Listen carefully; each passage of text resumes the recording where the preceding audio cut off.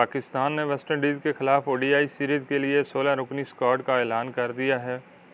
One day team की क़यादत मोहम्मद रिजवान कर रहे हैं, जबकि वाइस कप्तान सलमान अली आगा को मुकर्रर किया गया है।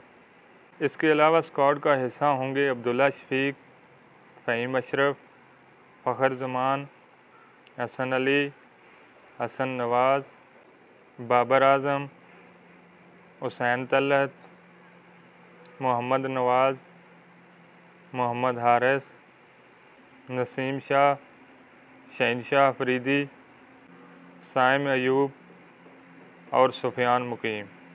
सबसे ज़्यादा सुफियान मुकीम और हसन नवाज़ को देखकर सरप्राइज़ लगा, क्योंकि दोनों यंग खिलाड़ी हैं।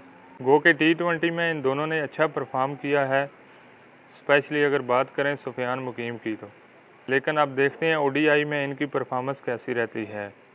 अगर बात करें ओडीआई सीरीज़ की तो पहला मैच 8 अगस्त को पाकिस्तानी वक्त के मुताबिक दिन 11:30 पर शुरू होगा।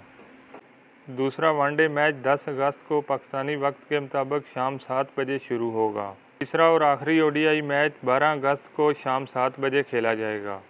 ये सीरीज़ एशिया कप से पहले एशिया कप की तैयारी के लिए ज़बरदस्त साबित हो सकती है, क्योंकि इस सीरीज़ के बाद एशिया कप के स्क्वाड का ऐलान होना है। जो खिलाड़ी अच्छा परफॉर्म करेगा उसे आप एशिया कप के स्क्वाड में देखेंगे। स्पेशली बाबर आज़म की इस सीरीज़ में परफॉर्मेंस काफ़ी अहम होगी।